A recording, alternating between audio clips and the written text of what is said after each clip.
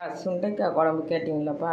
இங்கே பாருங்கள், சுண்டைக்காய் எடுத்து வச்சுக்கேன். இந்த தேவையான பொருள் தக்காளி, வெங்காயம். இந்த சுண்டைக்காவை அப்படியே நல்லா தட்டிட்டு போடணும். அப்போ தான் உப்பு எல்லாம் பிடிக்கும்ப்பா. அதுக்கு பாருங்கள், அதுக்கு தேவையானது அது பாருங்கள், புளி இவ்வளோ ஊற வச்சுருக்கேன்ப்பா. தக்காளி, ஒரு பூண்டு போடணும்ப்பா.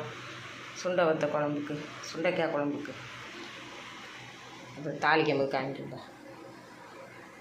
சுண்டைக்காய் பார்த்திங்களா, இப்படி தட்டி வச்சுக்கணும்ப்பா. தட்டி வச்சுக்கணும். வெங்காயத்தை அப்படியே கொஞ்சம் மிக்சியில் ஓட்டி வச்சுக்கிறேன். பூண்டு தட்டி வச்சுக்கிறேன். தக்காளியை கொஞ்சம் அரைக்க போகிறேன்.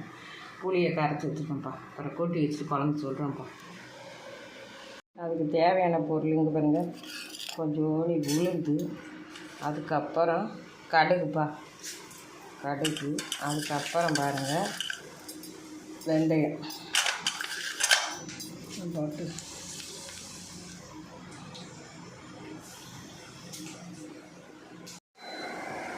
தக்காளி வெங்காயம் நல்லா வதக்கணும்ப்பா. நல்லா வதக்கிட்டு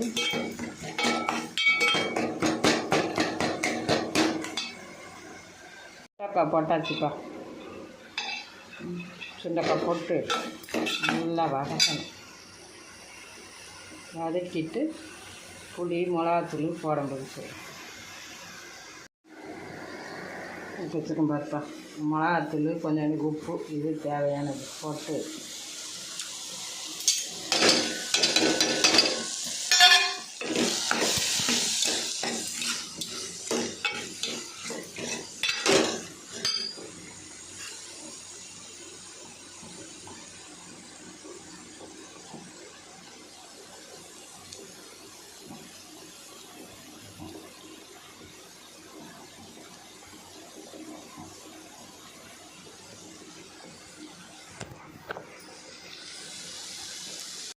புளி தண்ணி எல்லாம் ஊற்றியாச்சு. பார்க்குறேன் குழம்பு சுண்டுன்னு விட்டு காமிக்கிறேன். சுண்டை வத்த குழம்பு ரெடி ஆயிடுச்சுப்பா. கருவேப்பிலை கொத்தமல்லி போட்டுட்டு அப்புறம் கொஞ்சம் நல்லெண்ணெய் கொஞ்சம் ஊற்றலாம்ப்பா.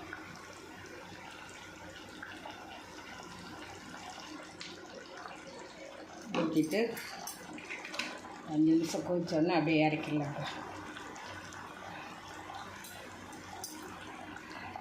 சத்யா, நீ கேட்டிருந்தியாப்பா, அதனால் சுண்டை வத்த குழம்பு இது போட்டிருக்கேன்ப்பா. நீ பார்த்துக்கப்பா. வேறு ஏதாவது டவுட்டுன்னா கேளுப்பா, நான் சொல்கிறேன்ப்பா.